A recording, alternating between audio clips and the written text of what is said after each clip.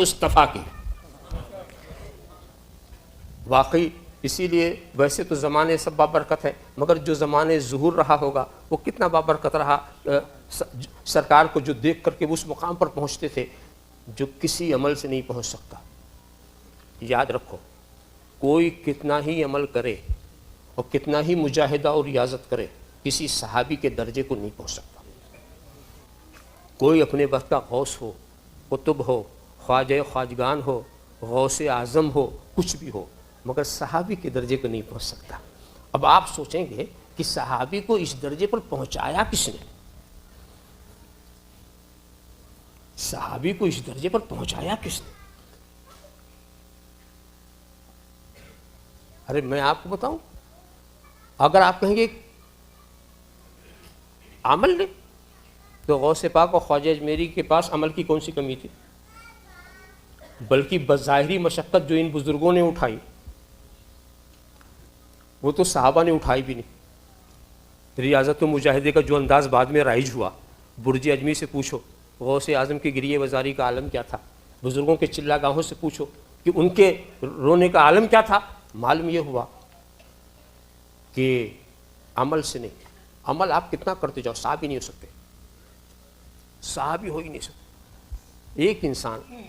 ایک انسان ابھی پیدا ہوا، بڑا ہوا، اور یہ مانو کہ 70 سال تک اس نے کفر کیا، 70 سال تک کفر کیا، اور پھر نبی کی بارگاہ میں رسائی ہوئی، چہرہ دیکھا، ایمان لے آیا. ایمان لانے کے بعد گھر پہنچا، انتقال ہو گیا. گھر پہنچا، انتقال ہو گیا. اب اس شخص کو اپنی جگہ پر رکھو اور دوسرے شخص کو رکھو کہ وہ خود بھی مومن اور اس کا باپ بھی مومن، اور مومن ہی نہیں ولی مان لو، اس کا دادا بھی ولی، پردادا بھی ولی، لکڑ دادا بھی ولی، ولایت کا ایک سلسلہ چلا رہا، اور یہ بھی بڑھا تو بہت اونچے پہنچ گیا. اتنا پہنچنے کے بعد کیا اس کے برابر ہوا جس نے نبی کی زیارت کر کے کلمہ پڑھا تھا، نبی کے ہاتھوں پہ جس نے کلمہ پڑھا تھا؟ تو اس مقام پر اس کو پہنچایا کس نے؟ آپ کہیں گے نماز، بے شک نماز سے درجے بلند ہوتے ہیں، مگر اس کو تو نماز پڑھنے کا موقع ہی نہیں ملا. آپ کہیں گے روزہ، بے شک اس سے بھی درجے بلند ہوتے ہیں، مگر اس کو رمضان کا مہینہ ہی نہیں ملا. آپ کہیں گے حج کا موسم ہی نہیں ملا، زکوٰۃ اس کا وقت ہی نہیں ملا، جہاد اس کا وقت ہی نہیں ملا. تو عمل کے لحاظ سے دیکھو خالی اور مقام ایسا کہ غوث سے بھی افضل، خواجہ سے افضل، آقائے نقشبند سے افضل، مولائے سہرورد سے افضل، اولیاء صالحین سے افضل. آخر یہ درجہ ملا کیسے؟ تو آپ یہی کہیں گے کہ یہ مصطفیٰ کے چہرے نے دیا. قسم ہے چہرے مصطفیٰ کی، قسم ہے زمانے ظہور مصطفیٰ کی. تو یہ معاملہ کچھ اور ہے کہ نور کا جو قریب ہوتا ہے وہ قداور ہوتا، نور کے جو قریب ہوتا ہے وہ قداور ہوتا. جس کو میں ایسے سمجھاؤں، آپ کل تجربہ کریں، اپنے مکان کے ایک گوشے میں ایسے ہی ایک موم بتی جلا دیں، ایک گوشے میں موم بتی جلا دیں اور جلا کر دوسری دیوار سے لگ جائیں. اس دیوار میں موم بتی ہے اور دوسری دیوار سے لگ کے کھڑے ہو جائیں، تو آپ کیا دیکھیں گے کہ آپ کا سایہ آپ کے قد کے برابر، جو سایہ پیچھے پڑ رہا ہے وہ آپ کے قد کے برابر ہے. اب ذرا نور کی طرف بڑھو، جیسے بڑھتے جاؤ گے سایہ بڑھتا جائے گا، جیسے بڑھتے جاؤ گے سایہ بڑھتا جائے گا، اور اگر نور کے بالکل قریب ہو گئے تو پورے کمرے میں آپ ہی کا سایہ، پورے کمرے میں آپ ہی کا سایہ. اب جس کو آپ کے سائے میں رہنا ہو رہے، نہیں تو باہر ہو جائے. جس کو آپ کے سائے میں رہنا ہے وہ رہے، نہیں تو باہر ہو جائے. تو یہ مقام جو ان کو ملا ہے نور مصطفیٰ کی قربت سے ملا ہے، اور یہ نور مصطفیٰ کے اتنا قریب ہو گئے، اتنا قریب ہو گئے کہ ساری کائنات پر صحابہ کا سایہ ہو گیا. ساری کائنات سے اب جو صحابہ اور اہل بیت کے سائے کے باہر رہنا چاہے تو اس دنیا کو چھوڑ دے. اس دنیا میں تو انہی کا سایہ ہے، تو نور کے قریب ہونے والے کا سایہ بڑھ جاتا. ارے پورے قد کی بات تو جانے دو، موم بتی کی لو پہ انگوٹھا لگا دو، انگوٹھا لگا دو تو پورے کمرے میں انگوٹھے کا سایہ ہوگا. یہ مت دیکھو کہ چھوٹا انگوٹھا، یہ دیکھو قریب کس کے ہے، بڑا کرنے والا کون ہے. اس کو لگا دیا تو ہر طرف ساری دنیا میں جہاں تک آپ نے اس کو لگا دیا پیچھے کا پورا حصہ اسی کا سایہ. تو قسم ہے زمانے مصطفیٰ کی، والعصر، قسم ہے زمانے ظہور مصطفیٰ کی. قسم ہے زمانے فیضان مصطفیٰ کی، اور قسم ہے زمانے نبوت مصطفیٰ۔ اور آگے چلیے جناب، مختصر بات اور تھوڑی سی عرض کر دوں، پھر آگے بات لے چلوں۔ عصر کے معنی، عصر عربی زبان میں عصر، اس کے معنی نچوڑ، معصور کو عصر کہتے ہیں۔ قسم ہے نچوڑ کی، کسی چیز کا نچوڑ، موسمبی سنترا، اس کا جو نچوڑ خلاصہ وہی تو اس کی جان ہے نا۔ موسمبی سے اس کا نچوڑ نکال لو، جو اس کے اندر ہے اس کی جان نکال لو تو کیا رہ جاتا؟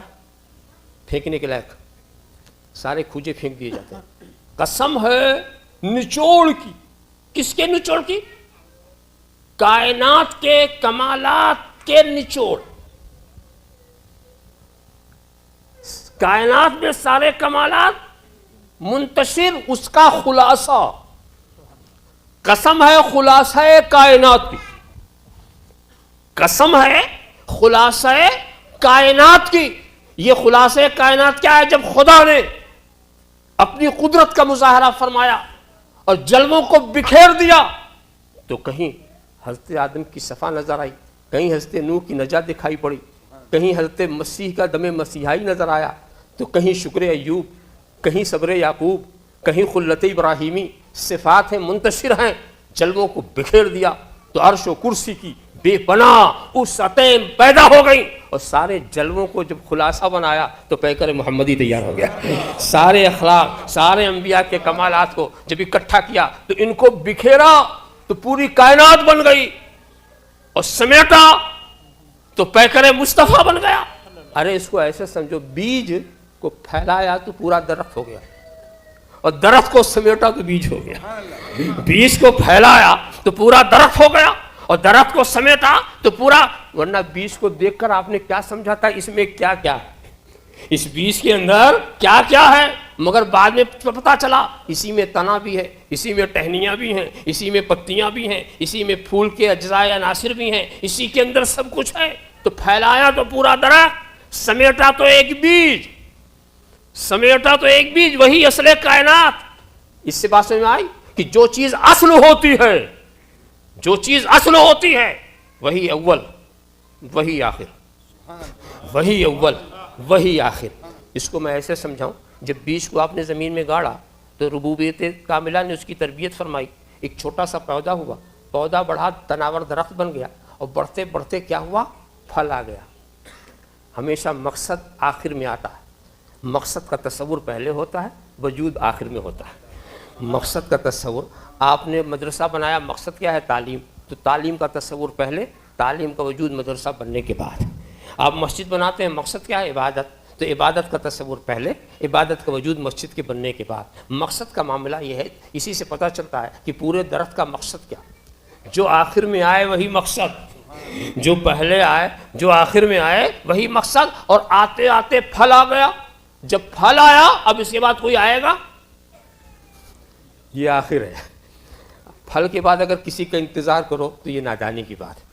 اب آ گیا جو آنے والا تھا، یہ اور بات ہے، ابھی چھوٹا ہے پھر بڑا ہوگا، ابھی کچا ہے پھر پکا ہوگا، ابھی کچھ اور ہے، اس کے اوصاف تو بدلتے رہیں گے، مگر اب پھل کے بعد کچھ آنے والا نہیں، اب پھل کے بعد کچھ آنے والا نہیں۔ اور اس کے بعد جب پھل کو ہم نے لیا، اس کو چاک کیا تو وہی بیج، ہم نے کہا اس کو تو ہم نے نیچے گاڑا تھا، یہاں کیسے آ گیا؟ اس کو تو ہم نے نیچے گاڑا تھا، یہ پھل میں کیسے آ گیا؟ اور اس کے بعد جناب والا، ہم نے تنا سے پوچھا کیا اس راستے سے گیا تھا؟ کا پتہ، تنا سے پوچھا کیا اس راستے سے گیا تھا؟ کا پتہ نہیں۔ ٹہنیوں سے پوچھا کیا اس راستے سے گیا تھا؟ کا پتہ نہیں۔ چلا گیا، راستہ بھی طے ہو گیا، کسی کو پتہ بھی نہیں چلا، اول بھی رہا آخر بھی رہا۔ تو کیا سمجھے؟ ہوا الاول ہوا الاخر، بیج ہی اول بیج ہی آخر، مگر فرق یہ ہے جب اندر تھا تو وحدت کا کمال لیے ہوئے تھا، جب باہر آیا تو کثرت کا جمال لیے ہوئے ہیں، جب باہر آیا تو کثرت کا جمال لیے ہوئے ہیں۔ اور ہر پھل میں وہی بیج، ہر پھل میں وہی بیج۔ اب اگر کوئی ٹہنیاں کہیں ہمیں تو نہیں دکھتا، پتیاں کہیں ہمیں تو نہیں دکھتا، تنا کہے ہمیں تو نہیں دکھتا، تو پھل کیا کہے گا؟ دیکھنا تھا تو پہلے پھل بنتے۔ یہ ہر جگہ نہیں نظر آتا، یہ ہر جگہ نظر نہیں آتا۔ جلوہ مصطفی دیکھنا چاہتے ہو جلوہ مصطفیٰ دیکھنا چاہتے ہو تو دیکھنے والی آنکھ تو پیدا کرو، دیکھنے والا دل تو پیدا کرو، ذرا سا دیکھو تو یہ ہر جگہ نظر نہیں آتا مگر ہے اس کا وجود.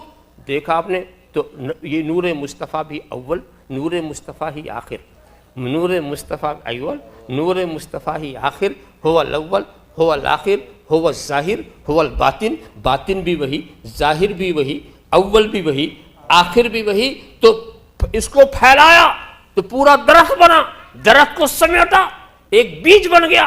نور مصطفیٰ کو پھیلایا پوری کائنات بن گئی، اس کو سمیٹا نور محمدی تیار ہو گیا، پیکر مصطفیٰ بن گیا، پیکر مصطفیٰ. تو قسم ہے نچوڑ کی. ارے دوستو نچوڑ کی بڑی اہمیت ہوتی، نچوڑ کی. آپ جاتے ہیں سنترا لینے کے لیے، اگر اس میں سب کچھ ہو رس نہ ہو لے کے آئیں گے؟ نہیں لائیں گے، سنترا نہیں لائیں گے کہ بھئی تولا. اچھا لطف کی بات دیکھو کہ تولا کے جب آپ لے آئے گھر پر تو نچوڑ کو نکالا، باقی کو پھینک دیا، کھوجا کنارے، بیج کنارے. ارے بھئی تولایا تھا تو تم نے سب کو، قیمت تو سب کی دے کے آئے نا، خالی رس کی قیمت تو دے کے نہیں آئے، دے کے آئے سب کی قیمت. یہ اٹھا کے پھینک دیا، صرف نچوڑ کو لے لیا. کہا بھائی تم سمجھتے نہیں، مقصد تو وہی ہے، اور جب تک وہی ہے تب تک سب ہرا بھرا. اگر یہی نکل جاتا تو کھوجا دیکھنے کے لائق بھی نہیں رہتا. اور سنو اس کی قیمت کیسے لگی؟ قیمتی کے قریب ہو گیا، ایک قیمتی، اسی لیے تول دیا گیا. وہ بھی ہمارا مقصد کا تو نہیں تھا مگر وہ ایسے نچوڑ کے قریب تھا کہ اس کو ہم پا ہی نہیں سکتے تھے اس کے بغیر. وہ بڑے ہوشیار تھے، یہ بیج بڑا ہوشیار، یہ کھوجے بڑے ہوشیار، قیمت نہیں رکھتے تو قیمتی والوں کے قریب ہو جاتے، جو قیمتی وہاں ہے اس کے قریب ہو جاتے ہیں کہ خریدے گا لوگ ان کو، بکیں گے ہم بھی، وزن کرایا جائے گا ان کے لیے، وزن ہوگا ہمارا. ہم بے وزن، ہم بے وزن، اگر وزن والے، ہم بے وزن اگر وزن بنانا چاہتے ہیں تو کسی وزن والے سے وابستہ ہو جائے، کسی وزن والے سے ہو تو وزن اس کا ہوگا. ارے آپ نہیں دیکھتے ہمارے علاقوں میں تو پتنگے لوگ اڑاتے ہیں نا، اس کے پیچھے دم چھلے لگا دیتے ہیں، پھر پتنگوں کے پیچھے. ایسے دم چھلوں کو کوئی اڑا نہیں سکتا مگر اڑنے والے کے پیچھے وہ لگا تو وہ بھی اڑ رہا، وہ بھی اڑ رہا. جدھر جدھر پتنگ جاتی پیچھے پیچھے دم چھلا بھی جا رہا، پیچھے پیچھے دم چھلا بھی جا رہا. مگر دم چھلا بڑا ہوشیار ہے، پتنگ کے آگے نہیں جاتا، پیچھے ہی رہتا، پتنگ کے آگے نہیں جاتا. ہاں تو مطلب یہ ہے کہ کس کا دامن پکڑو تو اس کے آگے نہ بڑھو، پیچھے ہی رہنا، پیچھے ہی رہنا. اگر تم چھلا بن کے رہنا چاہتے ہو تو کسی وزنی کو پکڑ لو. جب وزنی کو پکڑ لو گے تو اب وہ تو چلیں گے اپنی رفتار سے، وہ تو اپنی رفتار سے چلیں گے، بس پکڑنے کی بات ہے. ایک بات بتاؤ، انصاف سے بتاؤ، انجن کے پیچھے ڈبے ہوتے ہیں کہ نہیں ہوتے ہیں؟ تو جتنے ڈبے ہوتے ہیں سب انجن ہی کو پکڑتے ہیں کیا؟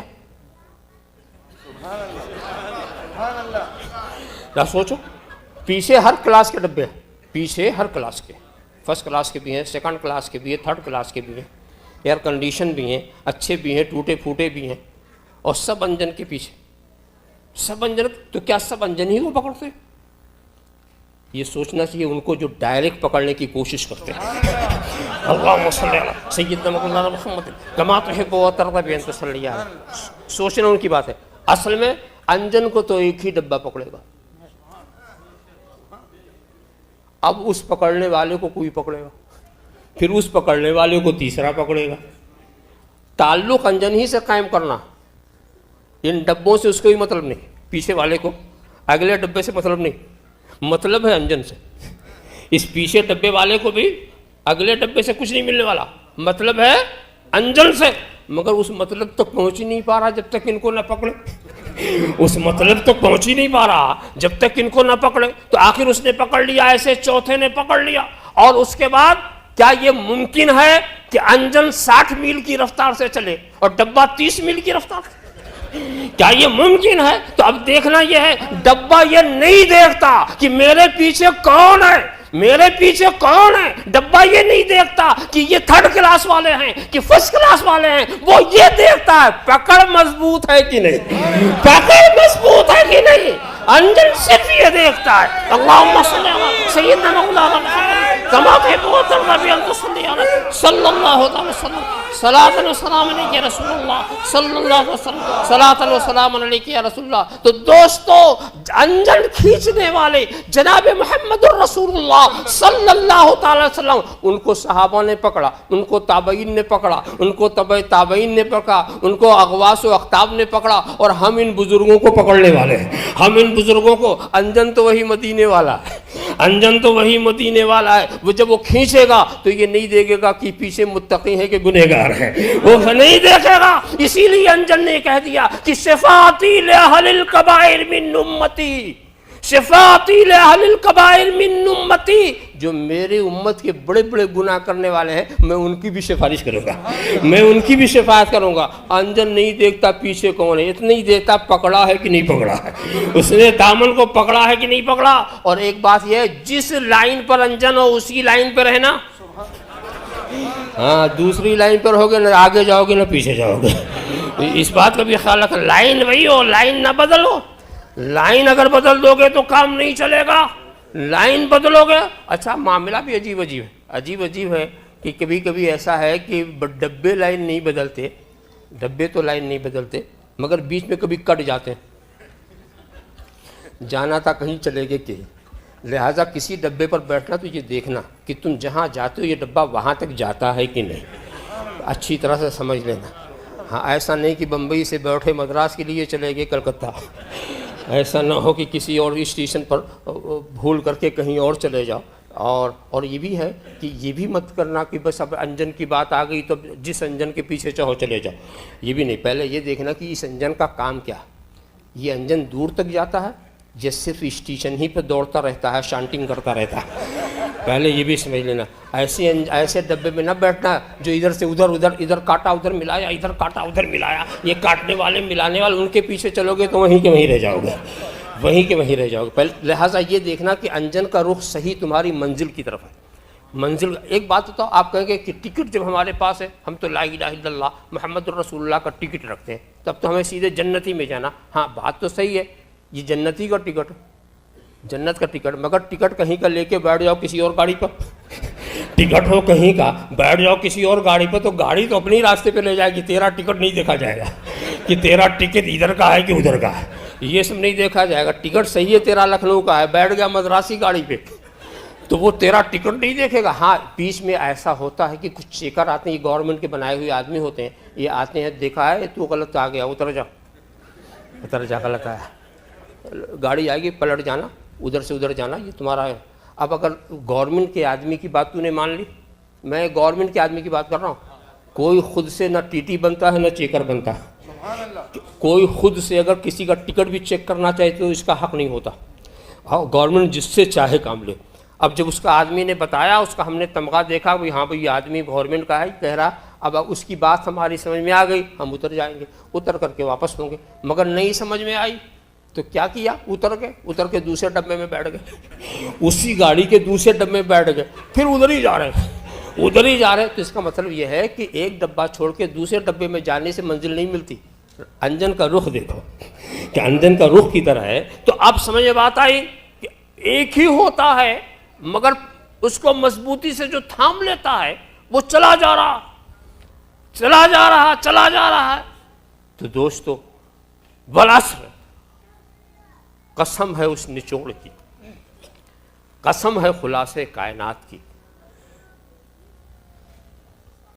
حسن یوسف، دم عیسیٰ، ید بیضا داری، آنچ خوباں ہمہ دارند تو تنہا داری، آنچ خوباں ہمہ دارند تو تنہا داری. اب ایک اور تفسیر کی روشنی میں، قسم ہے وقت عصر کی، بڑا اہم وقت ہے.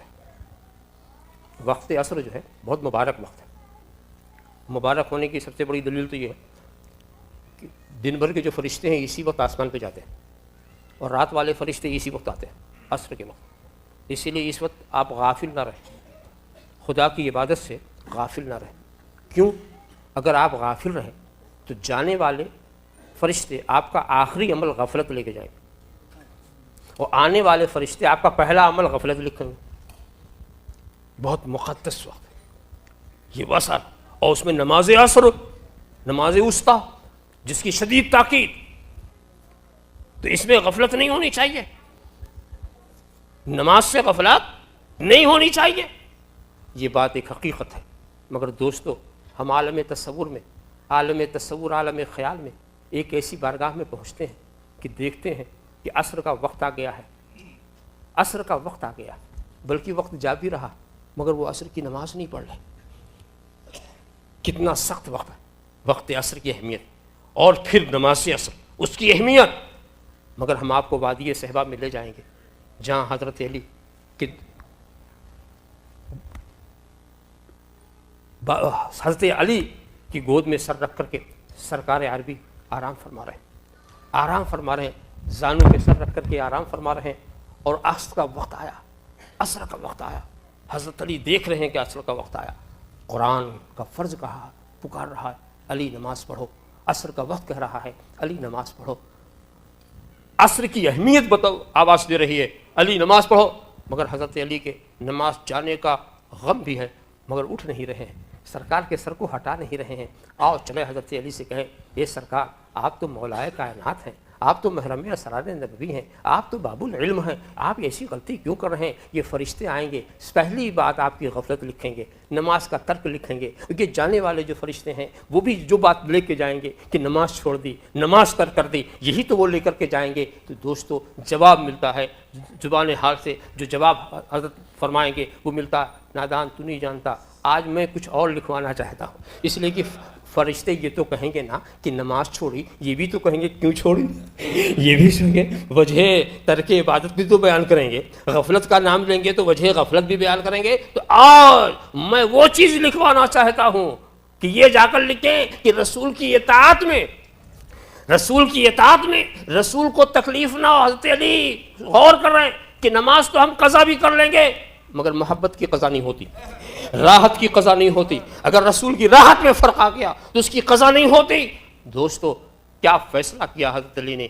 نماز چلی گئی، سورج ڈوب گیا، اور اس کے بعد اگر حضرت علی سر کو ہٹا دیتے اور نماز پڑھتے تو پھر میں ساری دنیا میں یہ کہتا پھرتا کہ عبادت پہلے ہے محبت بعد میں ہے، عبادت پہلے ہے محبت بعد میں ہے، مگر حضرت علی نے اپنے کردار سے بتایا محبت پہلے ہے عبادت بعد میں ہے، محبت پہلے ہے عبادت بعد میں ہے۔ اور پھر اب دیکھنا ہے، یہ تو علی کا فیصلہ تھا، اب نبی کیا فیصلہ کرتے ہیں؟ نبی کا جو فیصلہ ہوگا وہ آخری فیصلہ ہوگا۔ اور حضرت علی نے جب آ کر کے، الف کی بات یہ ہے چونکہ عبادت کے جانے کا غم تھا تو آنکھوں سے آنسو نکلا، وہ آنسو رسول کے رخسار پر آیا، حضرت علی کی آنکھوں کا آنسو رخسار نبی پہ آیا۔ ذرا سا دیکھیے یہ غم والا آنسو، یہ حضرت علی کا آنسو کتنا قیمتی تھا کہ گرنے کی جگہ کیا ملی، نبی بیدار ہوئے، کہا کہ علی کیا بات ہے؟ کہا حضور میں نے نماز نہیں پڑھی، تو نبی نے تنبیہ نہیں کی، تم نے غلطی کیا، آئندہ ایسا مت کرنا، جاؤ قضا کر لو۔ اگر ایسا کہہ دیتے تو بھی بات میں یہی کہتا کہ پہلے عبادت ہے پھر محبت ہے، مگر اللہ کے رسول تو اپنے خدا سے کہہ رہے ہیں اے اللہ، علی تیری اور تیرے حبیب کی اطاعت میں تھا، فرد علیہ الشمس فطلعت الشمس، اے خدا سورج کو پلٹا دے، اور حضور کا کہنا تھا سورج پلٹا، عصر کا وقت آ گیا، عصر کا وقت آیا، اور پھر کہا کہ علی جا کر عصر پڑھو۔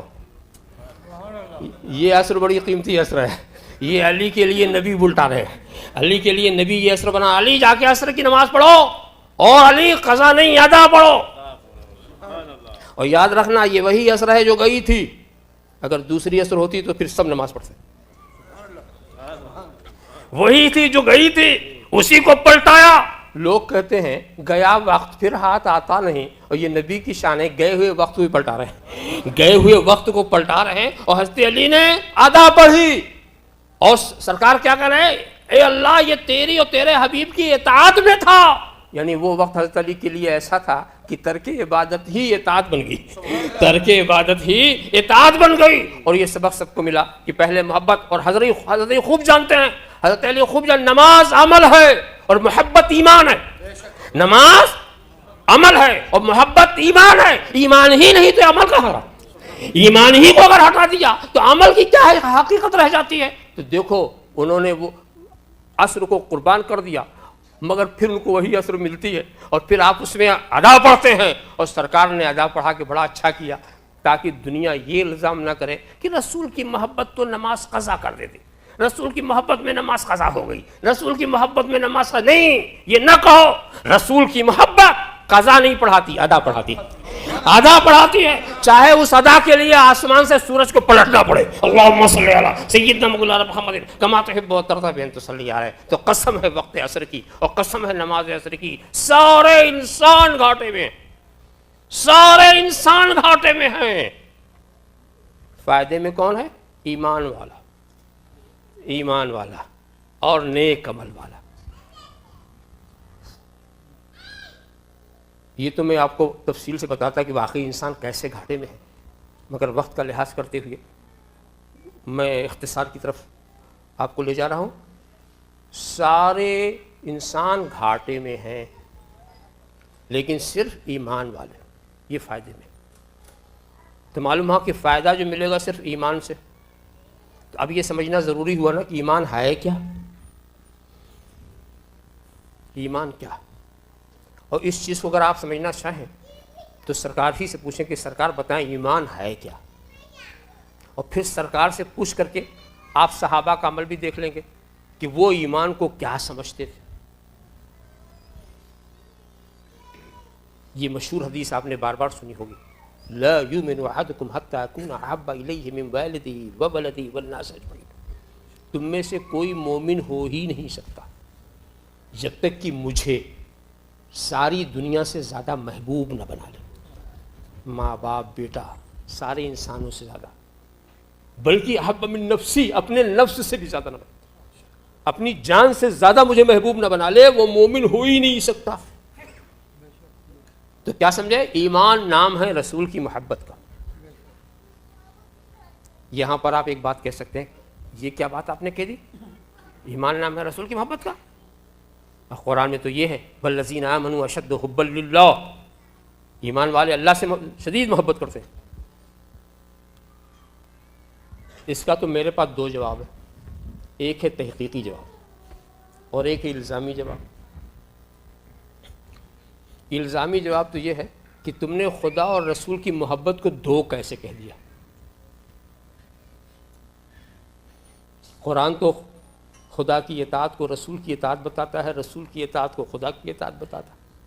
خدا کا ذکر رسول کا ذکر، رسول کا ذکر خدا کا ذکر، رسول کی محبت خدا کی محبت، خدا کی محبت رسول کی محبت، رسول کی عظمت کا اظہار، خدا کی عظمت کا اظہار، خدا کی عظمت کا اظہار، رسول کی عظمت کا اظہار۔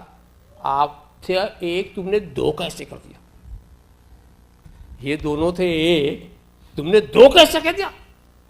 ایک کو دو دیکھتے ہو، تو ایک تھا تو نے دو سمجھا۔ آئینہ محبت الہی اور آئینہ محبت رسول ایک ہے۔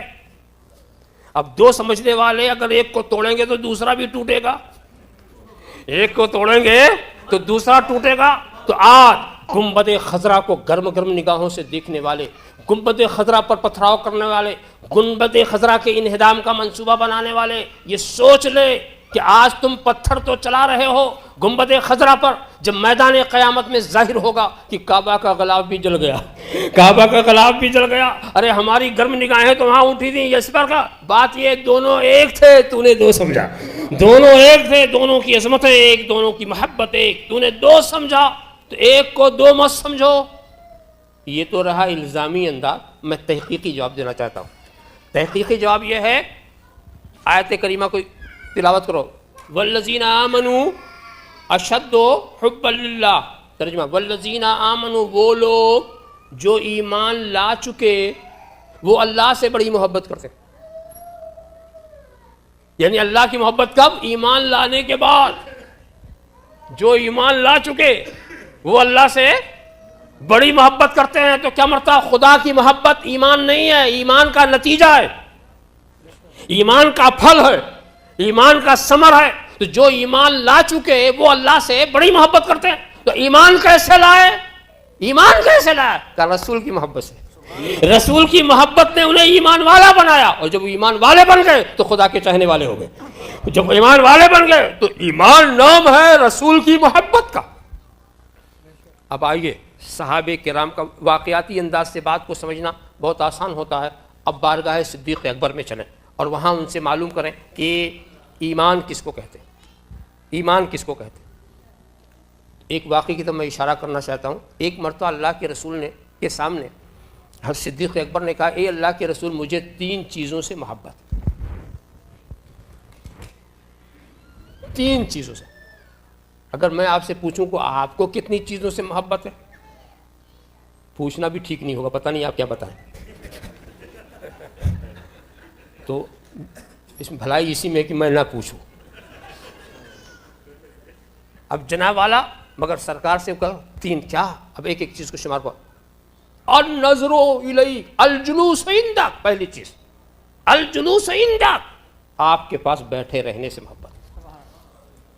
والنظر الیک, آپ کو دیکھتے رہنے سے محبت ہے. وانفاق مال علیک, اور آپ پر مال لٹانے سے محبت. یعنی محبت کا مرکز ذات رسول. بیٹھیں تو آپ ہی کے پاس بیٹھیں, دیکھیں تو آپ ہی کا چہرہ دیکھیں, لٹائیں تو آپ ہی پر لٹائیں. ذرا سا آپ دیکھیں. اور ہوا بھی ایسا بیٹھے کہ آج تک قریب ہے, اور ایسا دیکھا کہ اتنا کوئی نہ دیکھ سکا, اور ایسا مال لٹایا کہ فاروق اعظم کی سخاوت بھی حیرت فروش ہو گئی. ایسا لٹایا کہ اس کی بھی کوئی مثال نہ مل سکی. وہ واقعہ تو بڑا مشہور ہے نا, بہت مشہور ہے, کہ جب سرکار نے چندے کی اپیل کی, لوگ لے کر آئے اپنا مال. مختصر یہ کہ فاروق اعظم بھی لے کر آئے. اس وقت ان کے پاس بہت کچھ آ گیا تھا, آدھا لے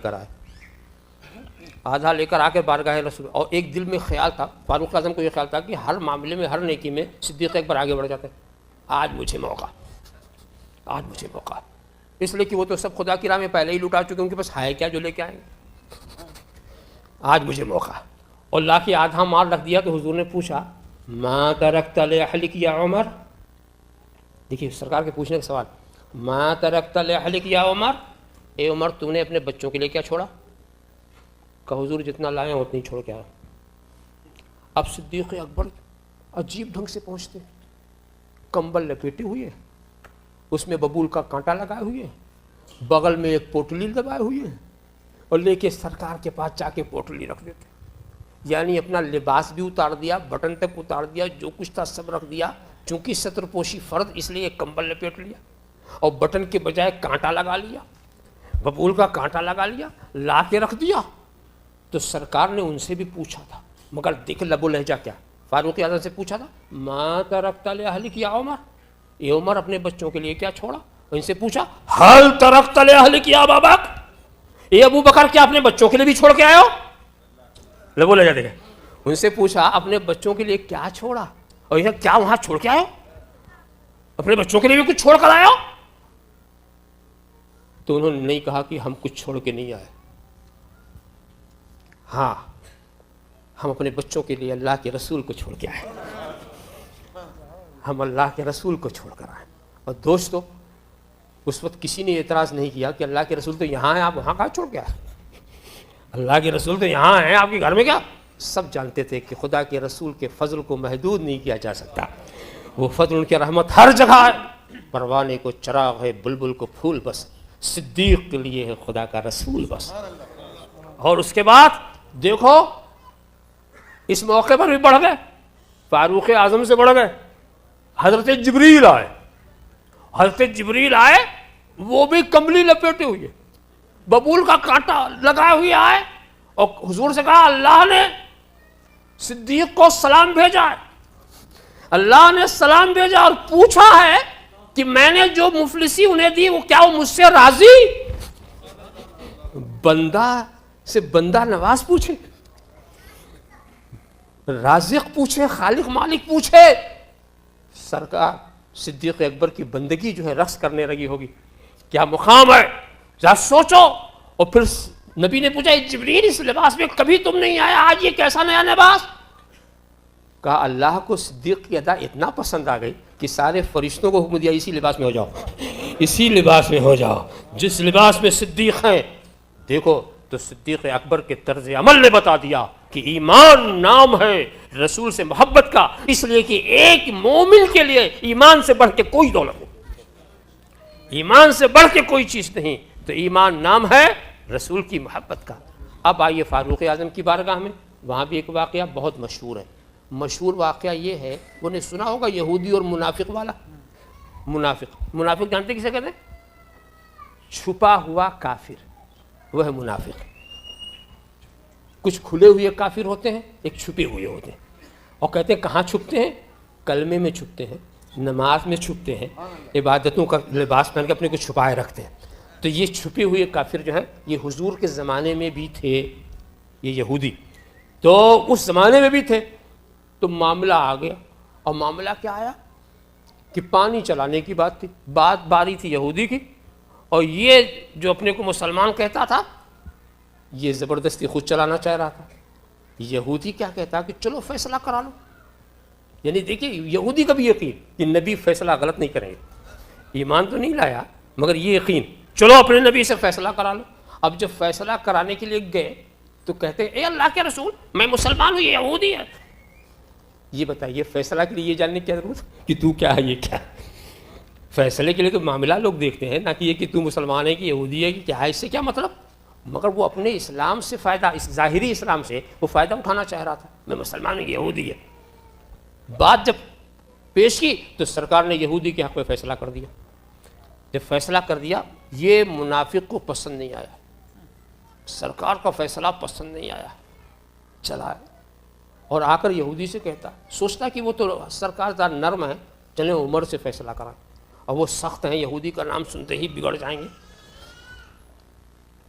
تو حضرت عمر کا نام لیا، وہ وہاں بھی جانے کو تیار، چلو وہاں چلو، اس لیے کہ نبی کے سچے چاہنے والے نبی کے فیصلے کو مسترد نہیں کر سکتے، اس کا تو ایمان تھا۔ اور جب بارگاہ فاروقی میں وہ حاضر ہوئے، وہاں بھی میں مسلمان ہوں، یہودی ہے، یعنی اپنی اسلام کا پروپیگنڈا، میں بھی اسلام والا ہوں، میں بھی اسلام والا ہوں۔ اس پر تو مجھے لطیفہ یاد آ گیا کہ کسی کو سونے کی انگوٹھی مل گئی، اب وہ یہ ثابت کرنے کے لیے میں سونے والا ہوں، تو جس کو سلام کرے انگوٹھی اٹھا کر کے السلام علیکم۔ اب کبھی تو سونا نصیب نہیں آتا، حالانکہ سونے کی انگوٹھی پہننا حرام ہے، مگر اس کو دکھانا تھا۔ اب جس کو سلام کرے وہ انگوٹھی اٹھا کر، اب اس کے بعد ایک بنیے کے ہاں پہنچا، حلوائی کے ہاں، جو حلوائی مٹھائی رکھے ہوئے تھا۔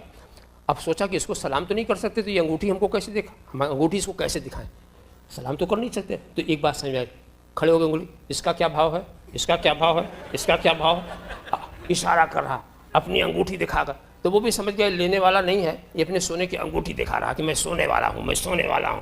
تو اس نے اٹھا کر اپنی آستین چڑھا لیا، اور ایک سونے کا کنگن پہنے ہوئے تھا، یہ انگوٹھی لے کر آیا تھا، ایک سونے کا کنگن پہنے ہوئے تھا وہ یہ حلوائی، اور اس کے بعد پوری آستین کھول کر بتانے لگا اس کا یہ بھاؤ ہے، اس کا یہ بھاؤ ہے، اس کا یہ بھاؤ ہے۔ ایک انگوٹھی لے کر کیا میں مسلمان یہودی، یہ میں مسلمان یہودی، مسلمان کو سرکار کے سامنے کہنے کی ضرورت، اپنے اسلام کے پروپیگنڈے کی ضرورت۔ خیر وہاں بھی فاروق اعظم کے سامنے یہودی نے کر دیا کہ آپ کے رسول نے یہ فیصلہ کیا۔ فاروق اعظم اندر چلے گئے، اور پھر وہ سوچنے لگا ہوگا کہ اب گئے، آج یہودی کی خیریت نہیں، آج خیریت نہیں، تلوار لے کر آئے، اور لانے کے بعد جب چلی تو منافق کی گردن اڑ گئی، منافق کی گردن اڑ گئی، اور اس کے بعد شور ہو گیا، عمر نے مسلمان کو مارا، عمر نے مسلمان کو مارا۔ اور بارگاہ رسول میں جب حاضری ہوئی، فاروق اعظم نے جو کہا، اے اللہ کے رسول میں نے مسلمان کو نہیں مارا، میں نے مسلمان کو نہیں مارا۔ سرکار کے کہنے کا منشا کیا تھا، پورے کلام کا حاصل کیا تھا، کلمہ پڑھنے والے کو تو ضرور مارا ہے مگر مسلمان کو نہیں مارا، نماز پڑھنے والے کو تو ضرور مارا ہے مگر مسلمان کو نہیں مارا، آپ کی پیچھے اقتدا کرنے والے کو ضرور مارا ہے مگر مسلمان کو نہیں مارا۔ وَلَا وَرَبِّكَ لَا يُؤْمِنُونَ حَتَّى يُحَكِّمُوكَ فِيمَا شَجَرَ بَيْنَهُمْ، آپ کے رب کی قسم یہ مومن نہیں ہو سکتے جب تک آپ کو اپنا حاکم نہ بنا لے، جب تک کہ آپ کے فیصلے سے راضی نہ ہو جائیں، جب تک کہ آپ کے فیصلے ان کے دل میں کھٹک بھی نہ پیدا ہو۔ کھٹک پیدا ہو تو ایمان والا کیسے ہو سکتا، یہ مومن نہیں ہو سکتے۔ فاروق اعظم جن لفظوں سے یہ بات کہہ رہے تھے وہی حضرت جبریل لے کر آ گئے، وہی حضرت جبریل لے کر آ گئے۔ دنیا نے دیکھ لیا کہ فاروق کی زبان پہ قرآن بول رہا ہے، فاروق کی زبان پر قرآن بول رہا ہے. اب ایک بات بتاؤ, انصاف سے بتاؤ, حضرت فاروق کو اس بات کا حق کہاں سے ہوا کہ وہ گردن کاٹ دے؟ وہ خلیفہ نہیں تھے, امیر المومنین نہیں تھے, بادشاہ نہیں تھے, حاکم نہیں تھے. حاکم تو قریبی ہے, سرکار سے پوچھنا چاہیے تھا کہ نہیں؟ اجازت لینی چاہیے تھی. تو کون سی دیر تھی؟ آتے پوچھتے کہ سرکار ایسے گستاخ کی کیا سزا دی جائے. پوچھنا چاہیے تھا. کیوں نہیں پوچھا؟ نبی سے پوچھ کر کے کرنا چاہیے تھا, نہیں پوچھا. اور ذرا سوچو کہ اس منافق اور اس یہودی کی روایت کو مان لیا. یہ بھی تو ہو سکتا تھا دونوں جھوٹ بول رہے ہو. مان لیا, گردن اڑا دی. کیا سمجھے کہ رسول کی گستاخی کرنے والا, رسول کے دشمن کو قتل کرنے کے لیے حاکم کی اجازت کی ضرورت نہیں. حاکم کی اجازت کی ضرورت نہیں, گستاخ قتل کر دیا جائے گا. کوئی بھی مسلمان کر دے, گستاخ کے لیے اجازت نہیں لی جاتی. سرکار نے یہ چارج بھی نہیں لگایا, جب میں موجود تھا تو میری اجازت کے بغیر کیوں نہیں ایسا کیا. یہ چارج بھی سرکار نے نہیں لگایا. اور فاروق اعظم نے اپنے طرز عمل سے ظاہر کر دیا کہ ایمان نام ہے رسول کو اپنا حاکم بنا لینے کا, رسول کے فیصلے سے مطمئن ہو جانے کا, رسول کو اپنا محبوب بنا لینے کا. اور تیزی کے ساتھ آپ آئیں. حضرت عثمان غنی کا وقت کا بھی مجھے لحاظ کرنا ہے, 10 منٹ کا وقت رہ گیا ہے. تیزی کے ساتھ میں اس کو, حضرت عثمان غنی کی بارگاہ میں کا ایک واقعہ. ایک صاحب آئے سرکار کے پاس اور سرکار سے کچھ مدد چاہیے. بچے کی شادی کرنا تھا, کچھ مدد چاہیے. تو سرکار کبھی کسی سے نہیں فرماتے تھے. اسی لیے ہم آسانی سے بات کہتے ہیں کہ سرکار کے خزانے میں سب کچھ تھا, ایک چیز نہیں تھی. سرکار کے خزانے میں سب کچھ تھا مگر ایک چیز نہیں تھی. آپ پوچھیں وہ کون سی چیز؟ کہا یہی نہیں. یہ نہیں جو ہے یہ سرکار کی زبان پر نہیں. تو سرکار نے کہا جاؤ عثمان غنی کے پاس. تو کوئی پہلے سے جان پہچان تو تھی نہیں. حضرت عثمان غنی کے پاس پہنچے تو دیکھا کہ اپنے غلام کو ڈانٹ رہے ہیں. ڈانٹ کس بات پر ہے؟ تو نے دال میں نمک کی کنکری زیادہ ملا دی, اگر وہ کنکری بچتی تو کل کی دال میں کام آتی. انہوں نے سوچا ایسا حسابی یہ ہمیں کیا دے گا. ہمت ہی نہیں پڑی کچھ کہنے کی. پلٹ آئے. جب پلٹ کے آئے سرکار نے کہا نہیں حضور ہمت نہیں پڑے گا, نہیں جاؤ عثمان کے پاس. پھر گئے تو دیکھا دوسرے غلام کو ڈانٹ رہے. تو نے چراغ کی بتی موٹی کر دی, اگر پتلی ہوتی تو تیل کم چلتا. کہا اب اور مشکل ہے. پھر پلٹ آئے. پھر کہا حضور ہمت نہیں پڑی. کہا نہیں جاؤ کہو. جب تیسری بار حاضر ہوئے, اب کچھ نہیں تھے, بیٹھے ہوئے تھے, بلایا قریب, تم 2 بار آئے چلے گئے, کچھ بات نہیں. کہا کہ مجھ کو اللہ کے رسول نے بھیجا. میرے خیال میں اپنا تحفظ چاہا ہوگا کہ پہلے سرکار کا حوالہ دے دیا جائے کہ غصہ نہ آئے, غصہ نہ آئے. اور اس کے بعد یہ ضرورت ہے, اچھا سرکار نے بھیجا ہے چلو میرے ساتھ. اور جا کر کے انہوں نے سارے اسباب, کمرے جو کھلے سب کھول دیے, مال و اسباب سے بھرا ہوا, لے جاؤ جتنا چاہو. وہ حیران رہ گئے. نمک کی کنکری کا حساب لینے والا, بتی کے موٹے و پتلے کن کو دیکھنے والا, ایسا سخی داتا, لے جاؤ. انہیں تامل ہوا. انہوں نے اپنی روشن ضمیری فراست ایمانی سے سمجھا. کہا کہ تم یہ سمجھ رہے ہو کہ میں نے ڈانٹا تھا اس کو, بتی موٹی کیوں کر دی, نمک زیادہ کیوں کر دیا. سنو, میں, میری پوری کائنات, میرے سارے اسباب وسائل, یہ سارے جی ہیں, اس کے مالک ہیں جناب محمد رسول اللہ. میری جان, میرا ایمان, میرا مال, میرا سرمایہ, اس سب کے مالک ہیں جناب محمد الرسول اللہ صلی اللہ علیہ وسلم. میں تو صرف امین ہوں, نگہبان ہوں, محافظ ہوں. میرے لیے اس سے زیادہ خرچ کرنا جائز نہیں ہے جس سے میری ضرورت پوری ہو جائے. اس لیے میں ڈانٹ رہا تھا. اور تجھے تو مالک نے بھیجا, لے جا جتنا چاہ, تجھے تو مالک نے بھیجا ہے. تو ایمان نام ہے رسول کو اپنی جان و مال کا مالک سمجھنے کا, ایمان نام ہے رسول کی محبت کا.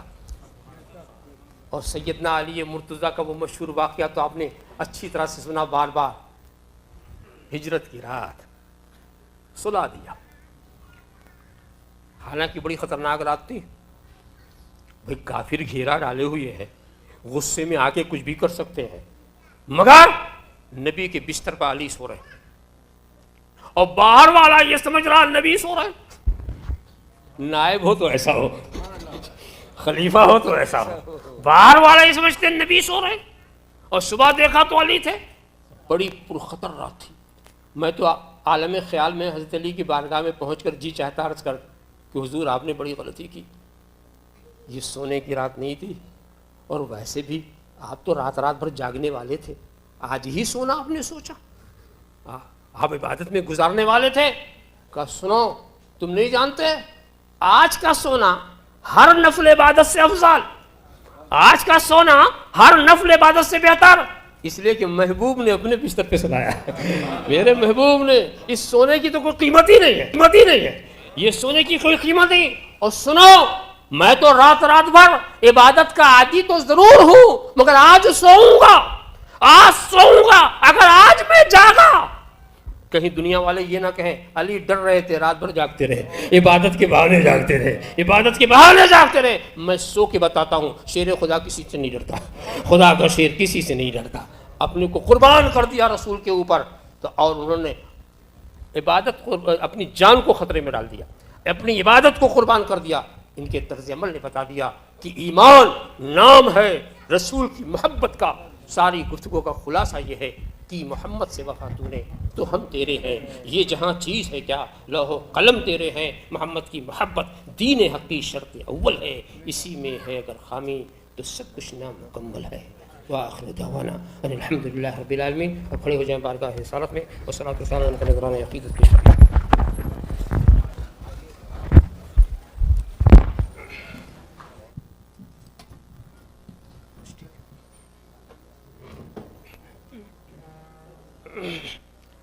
یا نبی سلام علیکہ، یا رسول سلام علیکہ، یا حبیب سلام علیکہ، صلوات اللہ علیکہ، صلوات اللہ علیکہ.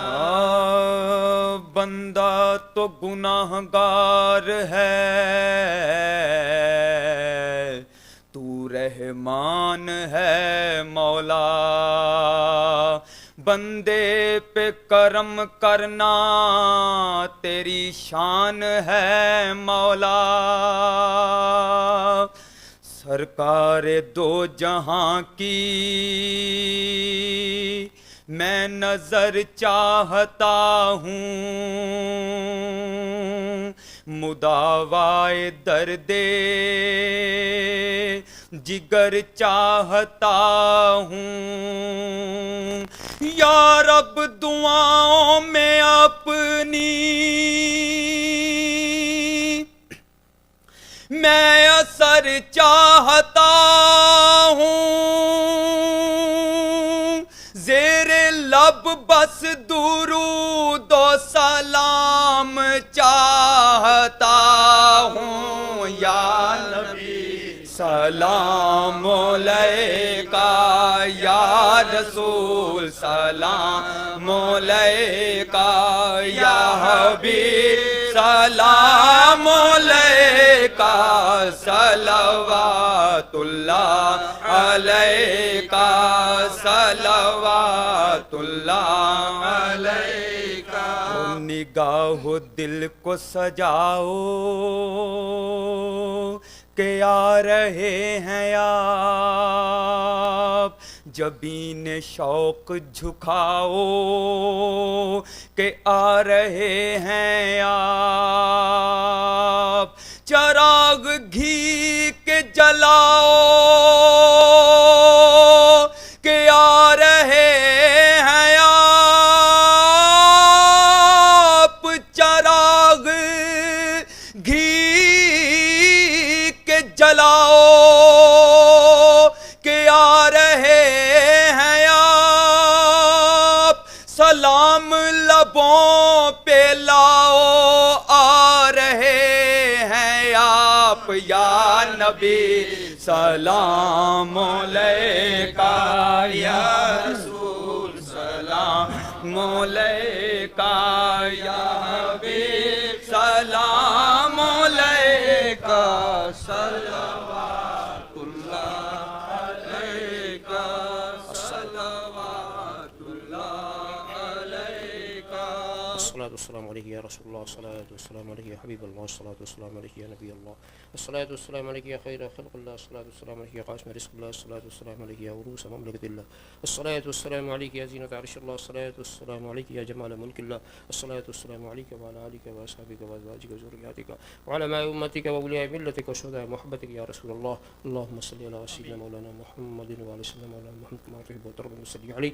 اے خالق ہر بلند پستی، ششچی جتا بکنز ہستی، علم و عمل و فراخ دستی، ایمان و اما و تندرستی، اے مستقذاب کے یا لائق کرم، اس نقطۂ نظر سے خدا را ہم کو دیکھ، دامن میں میرے کیا ہے گناہوں کے ماں سوا، اے رحمت دوام تو اپنے کرم کو دیکھ، اے خدا جس میں جب تک میری جان رہے تو اس پہ صدقے تیرے محبوب پہ قربان رہے، خوش رہے یا نہ رہے پر یہ دعا ہے مولا نزا کے وقت السلامت میرا ایمان رہے۔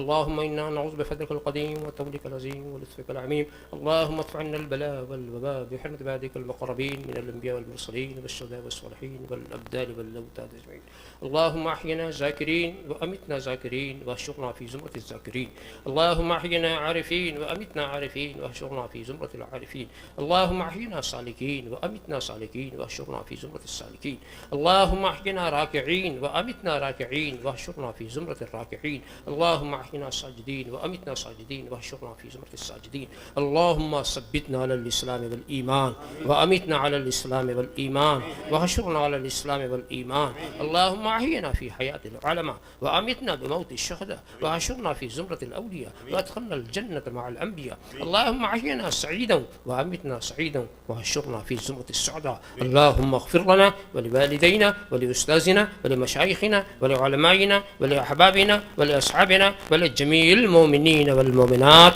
والمسلمين والمسلمات الأحياء منهم والأموات ولمن حضر إلينا ولمن غاب عنا، اللهم ارزقنا في الدنيا زيارة سيدنا ومولانا محمد صلى الله تعالى وسلم، وفي الآخرة لقاء وشفاعته، إن الله وملائكته يصلون على النبي يا أيها الذين آمنوا صلوا عليه وسلموا تسليما، اللهم صل على سيدنا مولانا محمد وعلى سيدنا محمد كما تحب وترضى وصلي عليه، ألا إن أولياء الله لا خوف عليهم ولا هم يحزنون الذين آمنوا وكانوا يتقون، حسبنا الله حسبنا الله حسبنا الله ونعم الوكيل ونعم المولى ونعم النصير، سبحان ربك رب العزة عما يصفون وسلام على المرسلين والحمد لله رب العالمين۔